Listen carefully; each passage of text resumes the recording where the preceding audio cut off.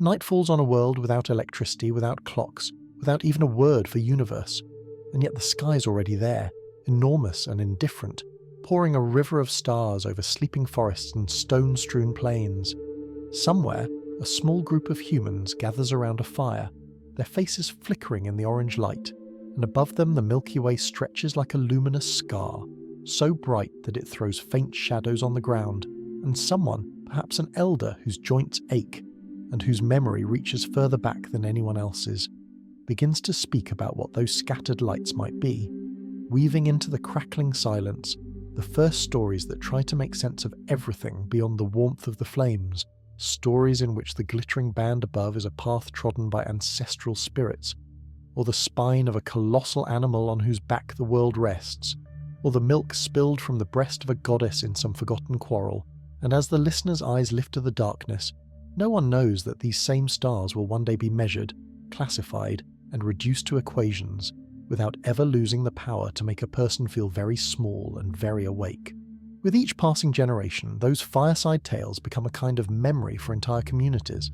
and slowly, almost imperceptibly, the myths sharpen into something more like observation. A hunter, watching the horizon for dawn, notices that certain patterns of stars always rise just before the season when the herds migrate, and another realizes that when a bright reddish wanderer appears near a familiar constellation, storms tend to follow, and thus, thousands of years before anyone writes down the word astronomy, the sky becomes a calendar and a navigational chart, etched not into stone but into habit and expectation, and people learn to trust the heavens not only for stories, but for survival. In the Fertile Crescent between the Tigris and Euphrates, in what will become Mesopotamia, priests climb to the tops of ziggurats and mark the rising of Venus against clay tablets, their reed styluses pressing little wedge-shaped cuneiform impressions that encode not only offerings and debts, but eclipse cycles and the comings and goings of the moon, and those clay records, baked hard in accidental fires or deliberate kilns, will wait under the sand for millennia, silent proof that even in the Bronze Age, humans understood that the movements of the sky could be predicted. Night after night, Babylonian observers watch the wandering lights we now call planets, painstakingly noting retrograde loops and conjunctions, so that by the time Hammurabi's laws are being inscribed, skywatchers already know that the patterns of the heavens repeat with a strange regularity. Their mathematical schemes are clumsy by later standards, but they can forecast lunar eclipses with surprising accuracy, and this predictive power becomes interwoven with religion and statecraft, giving kings the illusion that omens from above can be read like a text, that the universe itself comments on their decisions. In Egypt, along the Nile, the heliacal rising of Sirius just before dawn, once a year, becomes a sacred signal that the inundation is near, and the entire agricultural cycle anchors itself to that star's appearance, so that farmers, priests, and architects all learn to watch for it, and to align temples and pyramids with certain stellar configurations, embedding the sky into the very geometry of the stones. Across the world, Chinese astronomers on palace terraces keep meticulous star catalogues, not as dispassionate scientists, but as court officials whose duty is to interpret celestial portents for the emperor. Yet their careful notes preserve details about comets, guest stars, and eclipses that modern astrophysicists still consult when reconstructing the history of cosmic events, including the supernova that flared in 1054 and left behind the Crab Nebula as a silent, expanding cloud of debris. In each of these early civilizations, the sky's both wonder and warning, sacred text and practical guide, and the way people imagine the structure of the universe reflects the structure of their societies. In Mesopotamia and Egypt, where hierarchy is rigid and power flows from the top, the cosmos is imagined as a series of layered realms, with Earth at the center and various celestial spheres above it, populated by gods and dominated by an overarching divinity who resembles a king. In India, thinkers begin to speak of the universe in terms of vast cycles of creation and destruction, yugas stretching over billions of years in mythic time, an intuition of cosmic duration that, while not scientific, hints at a sense of scale beyond the short memories of dynasties. In Mesoamerica, the Maya build observatories whose narrow windows frame specific solar and lunar alignments, allowing priest astronomers to refine calendars of astonishing precision, and they track Venus's motion so carefully that they can predict when the planet will vanish in the sun's glare and reappear, timing wars and ceremonies to its cyclical dances. Every culture, in its own language, asks what lies beyond the blue dome, and every answer is mythological, metaphorical, and deeply human. Yet beneath those elaborate stories, a shared recognition grows. The universe is not chaotic but patterned, and those patterns can be learned. Centuries pass, empires rise and fall, and somewhere in the bustling Mediterranean world of the first millennium BCE, a new kind of curiosity begins to stir, one that tries, awkwardly, tentatively, to peel the divine away from the mechanical. On the island of Samos, the philosopher-mystic Pythagoras hears harmony, not only in the lyre strings but in the ratios between lengths of vibrating strings, and from there he makes a leap. Perhaps the entire cosmos is structured according to numbers, with celestial bodies moving in invisible spheres that sing a music of the spheres too pure for human ears, an idea more poetic than factual, yet it seeds a belief that mathematics can reveal the bones of reality. In the city of Miletus, Thales and Anaximander wonder if the Earth might be a disk floating in a boundless something, and though their guesses are wrong, the gesture is radical. They begin to treat the universe as intelligible, not merely readable through prophecy. Then in the 3rd century BCE, Eratosthenes, librarian of Alexandria, dares to treat Earth itself as an object in the universe, measuring the shadow of a noon sun in Siene and comparing it to that in Alexandria to deduce the planet's circumference with remarkable accuracy, using nothing but geometry, patience, and imagination. By the time Aristotle offers his grand synthesis of nature, the Greek intellectual world has already accepted that Earth is spherical, not because they have seen it from space, but because of lines of reasoning. During lunar eclipses, the shadow on the moon is always circular, ships disappear hull first over the horizon, and different stars are visible at different latitudes. Aristotle then builds a cosmic architecture that will rule Western minds for nearly 2,000 years, placing a motionless Earth at the centre, surrounded by concentric crystalline spheres that carry the moon, the sun, the planets, and, at the outermost boundary, the fixed stars.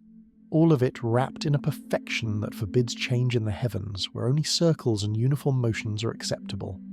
This model, for all its flaws, is not merely dogma, but a careful attempt to reconcile observation with a philosophical ideal of order. And when Hipparchus, a meticulous observer working on the island of Rhodes, discovers that the positions of some stars have shifted slightly over centuries, a phenomenon now known as precession, he interprets it as a slow wobble of Earth's axis, fitting the new data into the old conceptual frame, not yet ready to overthrow the Aristotelian cosmos. As the Roman Empire rises, Greek astronomy, mathematics, and philosophy are absorbed into a sprawling polyglot civilization. In Alexandria, a city alive with scrolls and debates, Claudius Ptolemy composes his Almagest, a colossal synthesis that codifies the geocentric universe with dizzying technical detail, using epicycles, small circles whose centres move along larger circles, to account for the uneven, looping motions of the planets. The Ptolemaic system is not a casual guess, but a highly tuned predictive machine that, given enough numbers and patience, can forecast planetary positions for centuries, which is why it proves so enduring. Its very complexity, however, hides a conceptual tension, for to preserve the idea that heavenly motions are perfect circles, Ptolemy must add circle upon circle, until the elegant crystalline spheres become a tangled mechanism that works on paper but leaves philosophers uneasy. And yet, for medieval scholars from Spain to Persia, the Almagest becomes the authoritative text, a kind of technical scripture for understanding the clockwork of the heavens, even as alternative ideas linger at the margins. While the Western Roman Empire crumbles, astronomical knowledge migrates eastward and southward. In India, astronomers such as Aryabhata and Brahmagupta refine methods to calculate planetary positions, eclipses, and the length of the solar year, sometimes introducing quasi-heliocentric elements into their schemes, like placing the Sun near the centre of planetary orbits for computational convenience, an idea that hints at a different geometry, even if it remains embedded in an Earth-centred worldview. Chinese observers, under successive dynasties, record sunspots, novae, comets with spectacular tails that provoke both fear and fascination, and one scholar, Shen Kuo in the 11th century, carefully analyses the compass and articulates early notions of true north, linking navigation with celestial reference frames in a way that foreshadows later global exploration. In the Islamic world, which stretches from Spain to Central Asia, the translation movement in Baghdad's House of Wisdom brings Greek texts into Arabic, and scholars like al-Khwarizmi, al-Battani, and later Nasir al-Din al-Tusi subject them to critical analysis, checking Ptolemaic predictions against their own precise observations taken from observatories such as the one at Moraga, where large mural quadrants and armillary spheres allow measurements with an accuracy that would have astonished earlier astronomers. It is in these Islamic observatories that the seeds of the coming revolution are quietly sown. Al-Tusi devises a geometric tool now called the Tusi couple, which allows linear motion to be generated from two circular motions, a clever mathematical trick used to fix irregularities in Ptolemy's model, and his criticisms of the equant, a point offset from the centre used by Ptolemy to preserve uniform motion, reverberate through later centuries. Ibn al-Shatir in Damascus, a 14th century muwaqit responsible for keeping time for prayers, constructs a planetary model that matches observations more cleanly and in some respects anticipates Copernicus, though he still keeps Earth at the centre. At the same time, across Anatolia and Persia, astronomers like Ulush Beg build great sextants in stone to refine star catalogues, and their tables of planetary positions propagate along trade routes to Europe,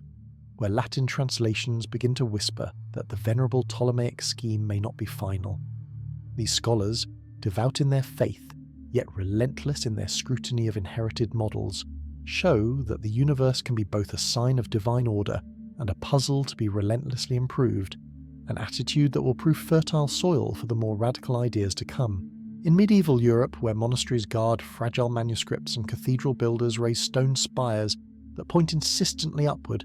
the cosmos is taught through the lens of Christian theology that has fused Aristotle and Scripture into a comforting whole.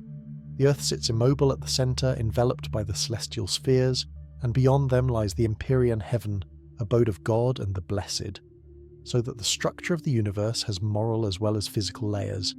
Yet even here, curiosity leaks through the cracks, as monks use astrolabes to find the time of night prayers, and scholars in universities carefully read Arabic-Latin translations of al-Battani and Ptolemy, struggling with dense geometric descriptions of planetary orbits. By the 13th century, thinkers like Thomas Aquinas argue that reason and faith cannot truly contradict, opening an intellectual space in which natural philosophy can develop, albeit cautiously. And in the shadows of cloisters and the cramped studies of scholars, small mechanical orreries and geared clocks begin to appear, miniature universes of brass and wood that make manifest a new metaphor. The cosmos as a machine governed by consistent rules. As the Renaissance dawns, trade and printing pressed together accelerate the spread of ideas, and the sky begins to look different to those willing to question authority. In the cathedral town of Frauenburg in Poland, a canon named Nicholas Copernicus works quietly year after year on a daring reordering of the cosmos, inspired in part by his exposure to the latest mathematical criticisms of Ptolemy, and perhaps by fragments of earlier, half-forgotten speculations about a moving Earth. When he finally circulates his De Revolutionibus Orbium Coelestium in 1543, he places the Sun, not Earth, at the centre, arranging the planets in order of distance, and using Earth's own motion to explain the retrograde loops that had forced Ptolemy into mathematical contortions. Copernicus still clings to circular orbits and uniform motion, so his heliocentric model does not immediately yield more accurate predictions than the best geocentric schemes. But conceptually it is explosive, for it implies that Earth is just another planet among several, a wandering world circling a star, and that the dark vault overhead is not revolving around us each day, but that we ourselves spin like a child's top. The Copernican model provokes both admiration and unease. Some mathematicians embrace it as a convenient calculating device, while theologians worry about its scriptural implications, and many simply ignore it, preferring the familiarity of the old cosmos. Then arrives an unprecedented device, a tube of wood and glass that magnifies distant objects, assembled by spectacle makers in the Netherlands, and quickly copied, improved, and turned skyward. In Padua, Galileo Galilei brings such a telescope to his eye, and suddenly the heavens, which Aristotle had declared immutable and perfect, reveal themselves as pitted, shifting, and unexpectedly familiar. He sees mountains and valleys on the moon, dark spots moving across the face of the sun, countless faint stars invisible to the naked eye, and, most shocking of all, 4 tiny moons orbiting Jupiter, little worlds circling a planet that itself circles the sun, a direct challenge to the notion that everything revolves around Earth. When Galileo points his instrument at Venus, he observes phases that make sense only if Venus orbits the sun, and he publishes these observations in lively Italian, not obscure Latin, allowing a broader public to feel the thrill and danger of a universe widening beyond old certainties. While Galileo's telescope opens the sky in detail, the orbits of the planets themselves still stubbornly resist perfect calculation until Johannes Kepler, a sombre, intensely devout German mathematician, employed in Prague by the Danish astronomer Tycho Brahe, inherits Tycho's meticulous, decades-long observations of Mars. Poring over tables that record the red planet's position night after night, Kepler tries various combinations of circles before daring to consider a different curve, the ellipse. When he allows Mars to move along an ellipse with the Sun at one focus, the discrepancies vanish, and by extending this insight to the other planets, Kepler formulates 3 laws that, without any physical mechanism, describe the clockwork of the solar system. Planets move in ellipses, sweep out equal areas in equal times, and have orbital periods that relate to their distances through a simple mathematical relation. These laws, distilled from years of mental labour and numerical drudgery, show that the heavens obey precise mathematical regularities that are not mere philosophical ideals but empirical facts, and yet Kepler himself, lacking a theory of motion, still imagines celestial forces as something like magnetism or the breath of a divine geometer. The missing link between Kepler's descriptive laws and a fully mechanical universe arrives in the form of a sickly child born prematurely in rural England, whose mother worries he won't live to adulthood. Isaac Newton grows into an obsessive solitary thinker who, during a period of plague-induced isolation, plays with prisms, studies the fall of apples, and scrawls equations by candlelight that unify earth and sky in a way no one had done before. In his Principia Mathematica, published in 1687 with the reluctant patronage of Edmund Halley, Newton introduces a universal law of gravitation,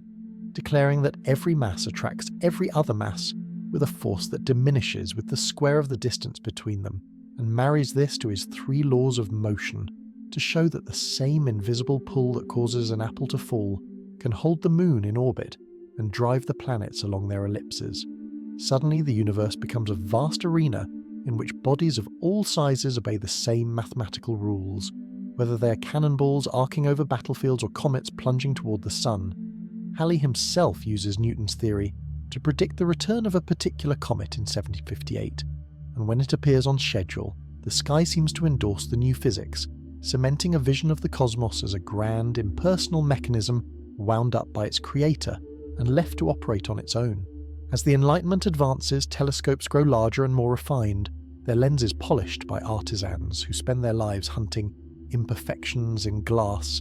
and the night sky becomes a catalogue to be itemised. In Britain, William Herschel, a German-born musician turned astronomer, sweeps the heavens from a backyard observatory in Bath with a series of increasingly monstrous reflectors, culminating in a 40-foot telescope whose tube looms over his garden like a cannon aimed at eternity. In 1781, Herschel notices a faint object that moves slowly against the background stars, not like a comet but with a steadier pace, and he has discovered Uranus, the first planet added to the ancient list known since antiquity, extending the solar system into a previously unimaginable outer darkness. Further perturbations in Uranus's orbit will eventually lead to the prediction and discovery of Neptune, showing that the invisible gravitational fingers of distant planets can tug on their neighbours and betray their presence.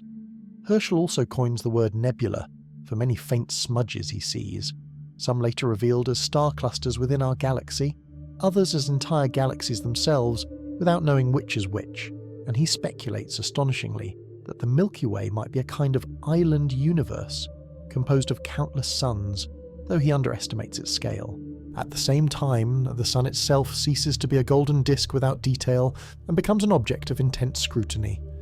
Joseph von Fraunhofer in the early 19th century builds spectroscopes that spread sunlight into a spectrum of colours crossed by dark absorption lines, each line a fingerprint corresponding to specific chemical elements, though he himself does not yet know the connection. Later, Kirchhoff and Bunsen realised that those lines match the emission spectra of elements heated in the laboratory, leading to the profound revelation that the Sun and distant stars are made of the same substances found on Earth, dissolving any last trace of celestial specialness in their composition. The helium atom, named after Helios the Sun, is first detected in the solar spectrum before it is ever found in terrestrial rocks, a reversal that underscores how studying the universe can reveal ingredients of our own planet. As spectroscopy spreads, astronomers classify stars according to their spectral fingerprints, and women computers like Annie Jump Cannon at Harvard sort hundreds of thousands of stellar spectra into a sequence O, B, A, F, G, K that reflects temperature, giving rise to the mnemonic "Oh, be a fine girl, guy, kiss me." And behind this playful phrase lies a powerful insight. Stars are not just decorative dots, but physical objects with internal structures, life cycles, and thermonuclear hearts. During the 19th century, another puzzle emerges: what powers the Sun, and by extension, the stars? Kelvin and Helmholtz propose gravitational contraction, a slow squeezing of the Sun under its own weight, releasing energy as heat. But this mechanism can only sustain solar luminosity for tens of millions of years, conflicting with geological and biological evidence that Earth's surface and life have persisted for far longer. The crisis remains unresolved until the early 20th century, when the discovery of the atomic nucleus and quantum mechanics opens a portal to the interior of stars. Hans Bethe, working in the late 1930s, calculates how hydrogen nuclei can fuse into helium at the tremendous temperatures and pressures in stellar cores, releasing energy and explaining the stability of stars over billions of years. Suddenly, every point of light in the night sky becomes not simply a lamp, but a controlled hydrogen bomb held together by gravity, balanced on the knife edge between collapse and explosion, a state that can last long enough to allow planets to form, cool, and perhaps harbour life. The universe, once thought eternal and unchanging, becomes full of evolving suns that are born, age, and die, scattering heavy elements, carbon, oxygen, iron, into space, seeding future generations of stars and planets with the ingredients for rock, oceans, and eventually perceiving minds. As astronomical techniques improve, the question of the scale of the universe rises to the forefront. The Milky Way, whose hazy band has haunted human imagination for as long as humans have gazed upward, begins to resolve under large telescopes into individual stars, and astronomers debate whether the enigmatic spiral and elliptical nebulae are embryonic solar systems within our galaxy, or separate, faraway island universes of their own. At Mount Wilson Observatory in California, where the 100-inch Hooker telescope peers into exceptionally steady air, a shy and persistent observer named Henrietta Leavitt has already laid the foundation for answering this debate by studying Cepheid, variable stars in the Small Magellanic Cloud, and discovering a relationship between their period of brightness variation and their intrinsic luminosity. This period, luminosity relation allows astronomers to treat such stars as standard candles. By measuring how bright they appear, one can deduce their distance. Edwin Hubble, using the Hooker telescope in the 1920s, identifies Cepheids in the Andromeda Nebula and calculates a distance so vast, over 900,000 light-years by his initial estimate, later corrected to about 2.5 million, that it exceeds any plausible size for the Milky Way as then conceived, implying that Andromeda is a separate galaxy, another swirling city of stars beyond our own, and that the universe is populated by countless such galaxies strewn through space like flocks of luminous islands in an overwhelmingly dark ocean. Hubble does not stop there. With his assistant Milton Humason, a former mule driver turned patient spectroscopist, he measures the spectral lines of dozens of galaxies, noticing that almost all of them are shifted toward the red end of the spectrum, an effect interpretable as a Doppler shift if these galaxies are moving away from us. Plotting recessional velocity against distance, Hubble finds a rough linear relation. The farther a galaxy, the faster it recedes. At almost the same time, theoretical physicists wrestle with Albert Einstein's general theory of relativity. which has replaced Newton's gravity with the idea that mass and energy curve spacetime, and that objects move along the straightest possible paths in this curved geometry. When a Belgian priest-physicist, Georges Lemaire, applies Einstein's equations to the cosmos as a whole, he finds that a static universe is unstable and that solutions naturally describe an expanding or contracting cosmos. He proposes that the observed redshifts of galaxies are evidence of cosmic expansion, and that if one runs this expansion backwards in time, the universe must have been denser and hotter in the past, perhaps emerging from what he calls a primeval atom, a tiny compressed origin of all matter and energy. This idea of a universe with a beginning is initially unpopular even with Einstein, who had introduced and then abandoned a cosmological constant to keep his model static. Yet the observations continue to push theory away from eternal steadiness and toward dynamic history. The notion that the entire universe has a finite age and has evolved from a hot, dense state implies that there should be traces of that early fireball still lingering in the cosmos, and in the 1940s, George Gamow and his collaborators Ralph Alpher and Robert Herman calculate that if such a big bang occurred, the cooled remnant radiation should now pervade space as a faint microwave glow with a temperature of just a few degrees above absolute zero. Their prediction circulates in the literature but receives little attention until two radio engineers at Bell Labs, Arno Penzias and Robert Wilson, in 1964, attempt to calibrate a sensitive microwave antenna and find an unexpected, persistent noise coming from every direction,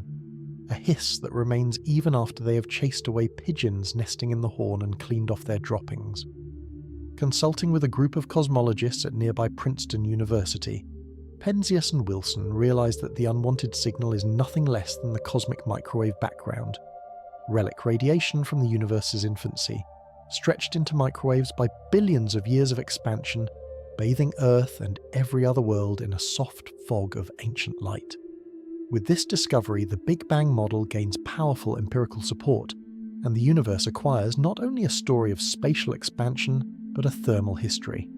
A time when it was opaque plasma, a moment of recombination when atoms formed and photons were set free, and a subsequent long era of darkness before the first stars ignited. Zooming into that early universe, cosmologists use satellites like COBE, WMAP and Planck to map tiny fluctuations in the temperature of the cosmic microwave background across the sky, variations of only tens of microkelvin, which represent slight over- and underdensities in the primordial plasma. These ripples are the seeds of all future structure, for gravity will amplify them over billions of years into galaxies, clusters, and the vast filaments of the cosmic web. From these patterns, scientists can infer the age of the universe, approximately 13.8 billion years, as well as its composition. Only a small fraction of its energy budget resides in familiar atoms, while a much larger portion is in a mysterious non-luminous form known as dark matter, and an even larger part in a still more enigmatic component called dark energy. The realization that everything we have ever touched, seen or built is made from a minor constituent of the cosmos, that the stars we marvel at represent only a thin frosting on a much deeper invisible reality, alters our sense of place more profoundly than any relocation from the center of the universe to its periphery. To understand the wonders of our universe now means not only to catalogue galaxies and planets, but to decode these unseen scaffolds and currents that shape cosmic evolution. The evidence for dark matter accumulates long before the term becomes fashionable. In the 1930s, Fritz Zwicky studies the Coma cluster and finds that the galaxies within it move so quickly that, by classical dynamics, the cluster should fly apart unless there is far more mass present than is visible in the luminous galaxies. He calls this missing mass Dunkelmaterie, dark matter, but his claims are largely ignored, partly because his abrasive personality alienates colleagues. Decades later, Vera Rubin and Kent Ford measure rotation curves of spiral galaxies using sensitive spectrographs and find that stars far from the galactic center orbit just as fast as those closer in, defying expectations based on the distribution of visible matter. The simplest explanation is that each galaxy is embedded in a massive, roughly spherical halo of unseen matter whose gravitational pull holds fast-moving outer stars in their paths. Further evidence arises from gravitational lensing, another gift of general relativity, which shows that light from distant galaxies is bent more strongly than the visible mass alone can account for, and from the pattern of cosmic microwave background anisotropies, which encode the relative contributions of matter and radiation at the time of last scattering. Together, these lines of evidence paint a picture of a universe in which dark matter acts as the scaffolding on which gas can cool and fragment to form luminous galaxies, while also guiding the motion of those galaxies within clusters and along the filaments of the cosmic web. As if one cosmic mystery were not enough, the late 20th century produces another shock. For most of the century, cosmologists assume that the expansion of the universe, launched with tremendous initial velocity by the Big Bang, must be slowing over time under the mutual gravitational attraction of all its matter, and great effort goes into measuring the deceleration parameter to determine whether the universe will expand forever, coast to a halt, or eventually recollapse in a big crunch. Two competing teams, the Supernova Cosmology Project and the High Z Supernova Search Team, set out in the 1990s to measure the distances to faraway type Oya supernovae, whose consistent peak luminosity makes them useful standard candles on cosmological scales. When they compare the distances inferred from the supernova brightnesses with the redshifts of the host galaxies, both groups independently arrive at a startling conclusion. Distant supernovae are dimmer than expected in a decelerating or coasting universe, implying that the expansion of the universe is not slowing down but speeding up. Some kind of repulsive effect, increasing over time, is pushing galaxies apart more strongly the more they are separated. And when cosmologists revisit Einstein's discarded cosmological constant, they realize that a uniform energy density filling space itself with negative pressure could produce such accelerated expansion. This modern reincarnation of the cosmological constant, interpreted as the energy of the vacuum and dubbed dark energy, now dominates the cosmic energy budget, driving the large-scale dynamics of the universe while remaining almost entirely mysterious in its origin and micro-physical nature. Even as these abstractions shape our sense of the universe as a whole, other astronomers zoom in on individual exotic objects that stretch the limits of known physics. The very concept of a black hole, hinted at by Jean-Michel and Pierre-Simon Laplace in the 18th century as dark stars, from which not even light could escape, becomes a precise solution of Einstein's equations thanks to Carl Schwarzschild, who, while serving on the Eastern Front in World War I, calculates the space-time geometry around a non-rotating spherical mass. His solution suggests that if a massive star collapses below a certain radius, the Schwarzschild radius, space-time warps so drastically that all paths, even those of light, curve inward, rendering the object's interior causally disconnected from the rest of the universe. For decades, many physicists treat these solutions as mathematical curiosities unlikely to be realized in nature. But as the theory of stellar evolution matures, it becomes clear that stars much more massive than the Sun, after burning their nuclear fuel and undergoing supernova explosions, may leave behind remnants so dense that not even degenerate neutron pressure can support them, leading inevitably to black holes. Observationally, candidates appear in X-ray binaries where unseen companions siphon gas from normal stars, heating the infalling matter to millions of degrees and emitting high-energy radiation. While at the centres of galaxies, including our own Milky Way, stars are observed whipping around invisible objects at thousands of kilometers per second, implying central masses of millions or billions of suns compressed into a volume smaller than our solar system, the signature of supermassive black holes. Neutron stars themselves, first proposed in the 1930s shortly after the discovery of the neutron, remain hypothetical until the late 1960s, when Jocelyn Bell, a graduate student at Cambridge, painstakingly examines miles of chart recorder output from a new radio telescope and notices a peculiar scruff in the data, pulses of radio emission occurring with astonishing regularity every 1.3 and 37 seconds. When she and her advisor Anthony Hewish rule out terrestrial interference, and even jokingly label the source LGM1 for Little Green Men, they realize they have discovered an entirely new class of astronomical object. Pulsars, rapidly rotating neutron stars whose intense magnetic fields focus radio beams that sweep past Earth like cosmic lighthouses. These dense spheres, only about 20 kilometers across yet more massive than the Sun, contain matter in states impossible to reproduce on Earth, with pressures so high that atomic nuclei are crushed together and the distinction between individual atoms vanishes, creating a kind of quantum superfluid.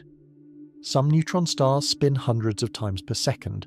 their rotational stability rivaling that of atomic clocks, and others, called magnetars, possess magnetic fields trillions of times stronger than Earth's, occasionally cracking their crusts and releasing flares of gamma rays that momentarily outshine entire galaxies. Through such objects, the universe reveals not only its vastness but its capacity to push matter and energy into regimes where our intuitions fail. High-energy astronomy, made possible after World War II by rocketry, and the placement of detectors above Earth's absorbing atmosphere,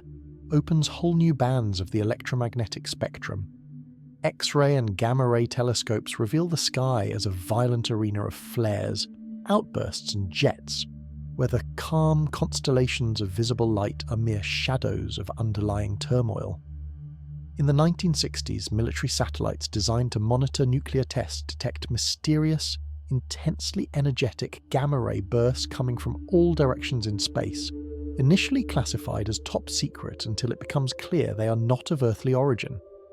Decades of observation and theorizing ultimately show that some gamma-ray bursts are associated with the collapse of massive stars into black holes, while others arise from the merger of neutron stars, releasing in seconds more energy than the Sun will emit in its entire 10 billion year life.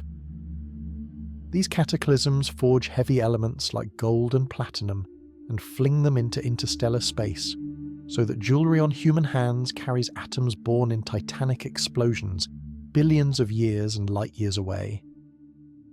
In certain galaxies, supermassive black holes at the centre actively feed on infalling gas, their accretion disks heating to such temperatures that they emit torrents of radiation and launch relativistic jets that can extend for hundreds of thousands of light years, punching through the intergalactic medium and sculpting their environments. And when these objects are sufficiently bright at great distances, we see them as quasars, quasi-stellar radio sources, whose light has travelled for most of the age of the universe to reach our telescopes. As data accumulate, a larger scale pattern emerges, revealing that galaxies themselves are not scattered randomly, but assemble into a vast cosmic web. Redshift surveys, in which millions of galaxies have their distances measured and mapped in 3 dimensions, show filamentary structures stretching for hundreds of millions of light years, intersecting at nodes containing massive clusters and surrounding huge cosmic voids largely empty of luminous matter. This architecture reflects the initial conditions imprinted in the cosmic microwave background and the subsequent gravitational collapse of dark matter halos, within which gas cools, forms stars and assembles galaxies. Computer simulations, run on supercomputers with trillions of particles representing dark matter and gas, reproduce this network with eerie fidelity, matching the observed distribution of galaxies and clusters when the cosmological parameters, densities of dark matter, dark energy and baryons, and the shape of the initial fluctuation spectrum, are tuned to values consistent with other observational probes. Watching these simulations condense from a nearly uniform fog into a foam-like structure of luminous filaments and nodes offers a glimpse into the universe's sculptural process, a slow-motion dance of gravity shaping matter over billions of years, while feedback processes from supernovae and active galactic nuclei inject energy back into their surroundings, regulating star formation and preventing galaxies from growing indefinitely massive. Thus, the wonder of our universe resides not only in isolated marvels, but also in this emergent, interconnected order on the grandest scales. While cosmologists map the cosmic web and trace the fates of galaxies, a parallel revolution unfolds closer to home as humanity sends metal emissaries into the solar system. The space age, born from Cold War rivalry, soon turns its eyes outward, and the planets that once were little more than coloured points in the sky become worlds with weather, geology, and histories.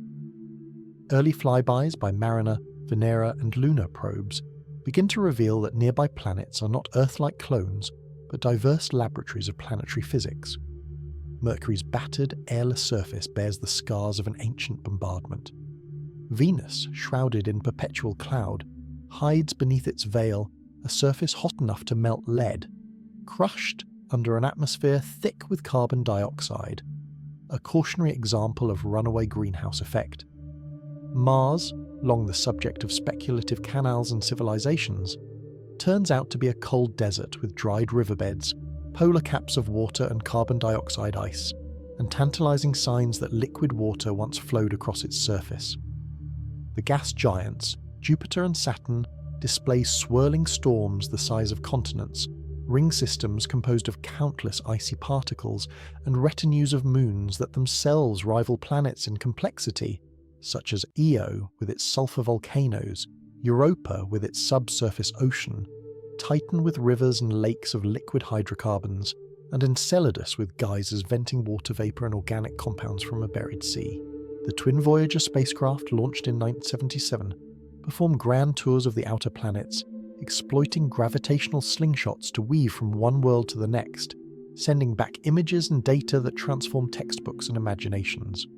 When Voyager 2 sails past Uranus and Neptune, it reveals tilted magnetic fields, unexpectedly dynamic atmospheres, and oddly mottled icy moons like Miranda and Triton, where tectonic and cryovolcanic processes sculpt alien landscapes. After completing their planetary missions, the Voyagers continue onward, carrying on their golden record sounds and images of Earth. And in 1990, at the urging of Carl Sagan, Voyager 1 turns its camera back toward the inner solar system from a distance of about 6 billion kilometers and captures the famous pale blue dot image, in which Earth appears as a tiny bluish speck suspended in a sunbeam. This photograph crystallizes in a single pixel the central lesson that centuries of astronomy have been teaching.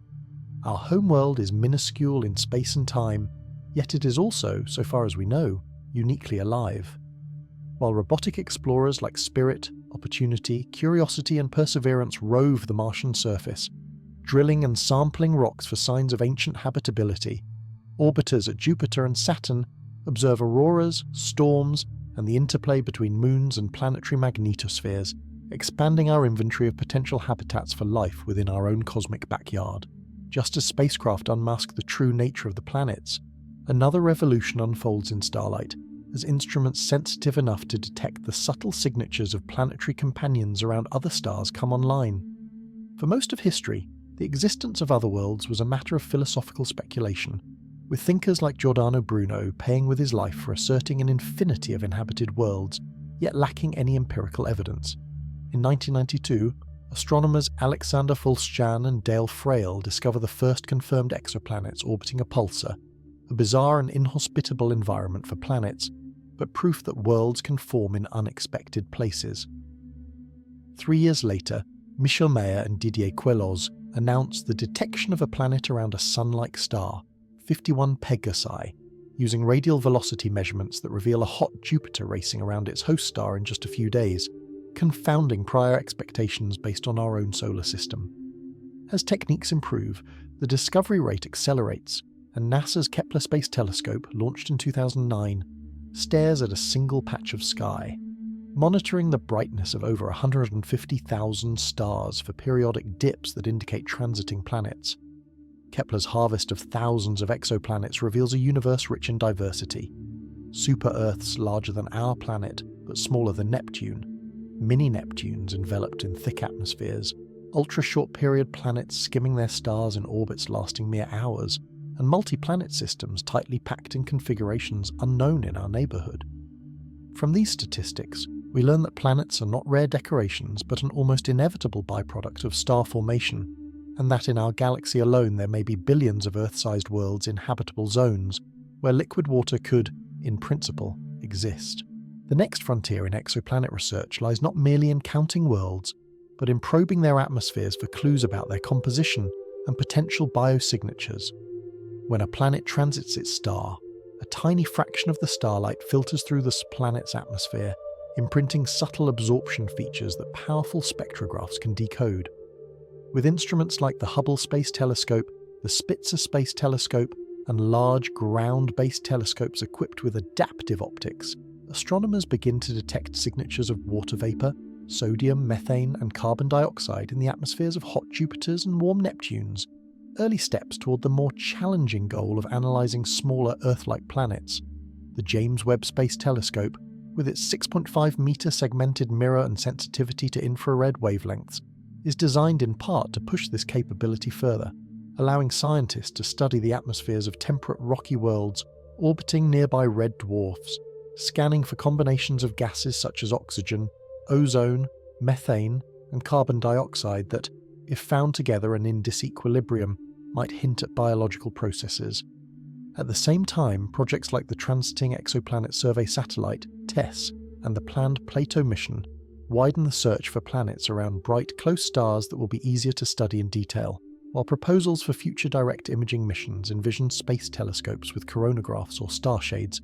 capable of blocking out the glare of host stars to reveal faint Earth-like companions, and perhaps, in some distant decade, to take spectra of their reflected light and glimpse the pale glows of alien skies. These technological triumphs rest on a long lineage of instrumentation and ingenuity. The Hubble Space Telescope itself, launched in 1990 and famously repaired in orbit after a flaw in its primary mirror left its early images blurred, has shown what it means to see the universe without atmospheric distortion, resolving galaxies so distant that their light began its journey when the first multicellular organisms were populating Earth's oceans and revealing through deep field exposures that even apparently empty patches of sky, when stared at long enough, blossom into a riot of faint galaxies. The Chandra X-ray Observatory and the Fermi Gamma Ray Space Telescope map the high-energy universe, while radio arrays such as the Very Large Array, ALMA, and eventually the Square Kilometre Array listen to the cosmos in wavelengths invisible to human eyes, tracing cold gas in star-forming regions, the afterglow of supernova, and the whisper of neutral hydrogen stretching back to the epoch of Ryanization, when the first stars and galaxies lit up the cosmic night. On the ground, enormous optical and near-infrared telescopes like the Keck Twins, the Very Large Telescope, and upcoming giants such as the Extremely Large Telescope and the 30-metre telescope employ adaptive optics and interferometry to sharpen their gaze, allowing astronomers to track individual stars whipping around the supermassive black hole at the centre of our galaxy and to measure their orbits so precisely that they provide exacting tests of general relativity in the strong field regime. For a century, general relativity has described not only the motions of planets and the bending of light, but also the very shape and fate of the universe. Yet one of its most dramatic predictions remained elusive until recently: gravitational waves, ripples in space-time propagating at the speed of light, generated by massive objects undergoing violent acceleration. Einstein himself believed these waves might be too faint ever to detect, but advances in laser technology, vacuum engineering, and seismic isolation eventually converge in the construction of kilometre-scale interferometers such as LIGO and Virgo, capable of measuring changes in length smaller than a fraction of a proton's diameter. In September 2015, as the upgraded LIGO detectors complete their first observing run, they record a fleeting characteristic chirp, a gravitational wave signal, from the merger of two black holes about 1.3 billion light-years away, each roughly 30 times the mass of the Sun, whose spiral and collision converts several solar masses of material directly into gravitational radiation in a fraction of a second. The detection not only confirms the existence of gravitational waves, but also opens a new window on the universe, one that is deaf to dust and darkness and instead attuned to the dynamics of mass itself.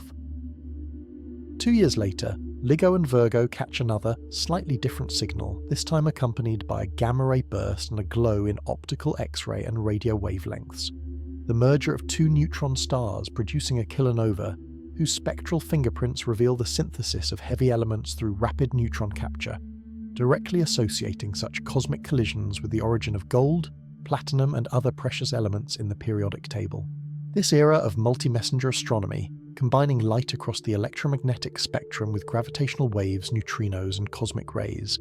allows for a more holistic view of cosmic phenomena, much as listening to a symphony requires hearing not only the melody but the bass, the percussion, and the subtle harmonies. High-energy neutrino observatories like IceCube, buried deep in Antarctic ice, detect ghostly particles that interact so weakly with matter that billions pass through your body every second unnoticed, yet which carry directional information about distant cosmic accelerators, such as blazars, active galactic nuclei whose jets are aligned almost directly with our line of sight. Each new type of messenger enriches our sense of the universe's dynamism, revealing sources that might be invisible to conventional telescopes and providing independent checks on fundamental physics, such as the speed of gravity, the behaviour of matter at nuclear densities, and possible violations of Lorentz invariance. Meanwhile, laboratory experiments on Earth, from particle accelerators probing the Higgs field to dark matter detectors buried in underground mines awaiting a rare, telltale collision, close the loop between cosmology and particle physics as the microstructure of reality at subatomic scales interacts with the macrostructure of space-time and cosmic history. As all these discoveries accumulate, our picture of the universe becomes both grander and stranger, and beneath the technical details lingers a set of profound, unsettling questions. Why are the laws of physics what they are, and could they have been otherwise? Why do certain dimensionless numbers, such as the strength of gravity relative to electromagnetism, or the ratio of proton to electron mass, take on values that allow long-lived stars, stable atoms, and chemistry rich enough to support life? The so-called fine-tuning problem invites various responses, from the invocation of deep, undiscovered principles that fix these constants uniquely, to anthropic reasoning within a hypothetical multiverse where different regions have different physical parameters and only those with life-friendly combinations are ever observed by conscious beings.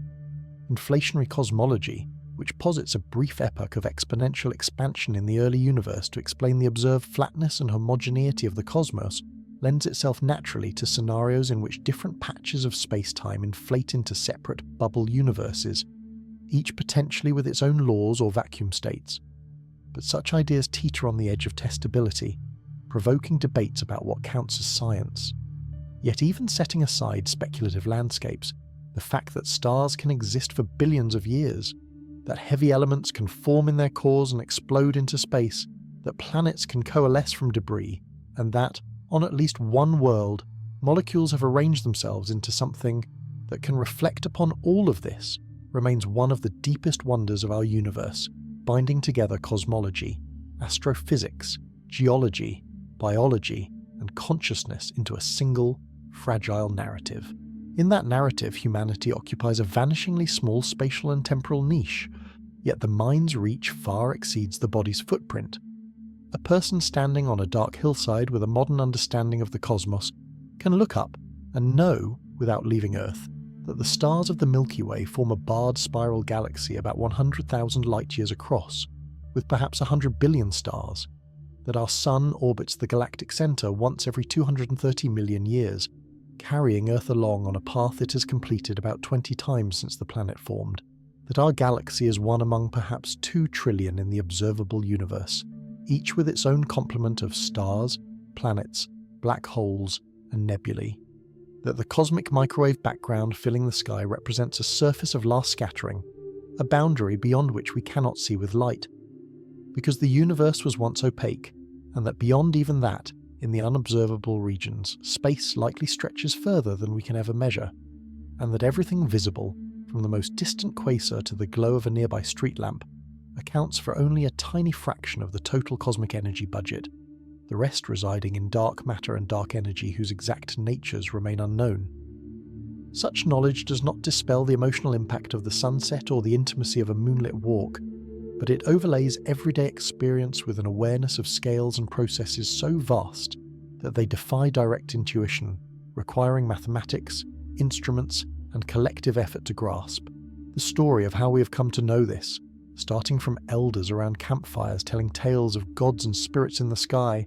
moving through Babylonian record keepers, Greek geometers, Islamic polymaths, Renaissance iconoclasts, Enlightenment mechanists, Victorian spectrum analysts, 20th century relativists and quantum theorists, and 21st century instrument builders and data miners, is itself a wonder of the universe, because it shows that a tiny fragment of matter on a small planet in a nondescript galaxy can, by organizing itself into brains, societies, and institutions, gradually peel back the darkness and read the record written in starlight, gravitation, and background radiation. We've learned that our universe has a history, an origin, and a fate, that it began in a hot, dense state, expanded and cooled, formed hydrogen and helium, then stars and galaxies, synthesized heavier elements, built planets, and eventually on at least one of those planets, gave rise to beings who ask questions about it all. We have discovered that there is structure on every scale, from the quantum foam to galaxy clusters, and that processes separated by billions of years and kilometers are nonetheless linked through the uniformity of physical laws. And as we stand now, In an era when light from the first galaxies is being captured by space telescopes, when gravitational waves from distant mergers vibrate detectors on Earth, when exoplanet atmospheres are being scrutinized for signs of life, and when theories of everything strive to unify the fundamental forces, we find ourselves both humbled and empowered, knowing that the universe is neither designed for our comfort nor indifferent to our curiosity, but simply there, waiting to be explored, its wonders inexhaustible as long as minds remain to seek them.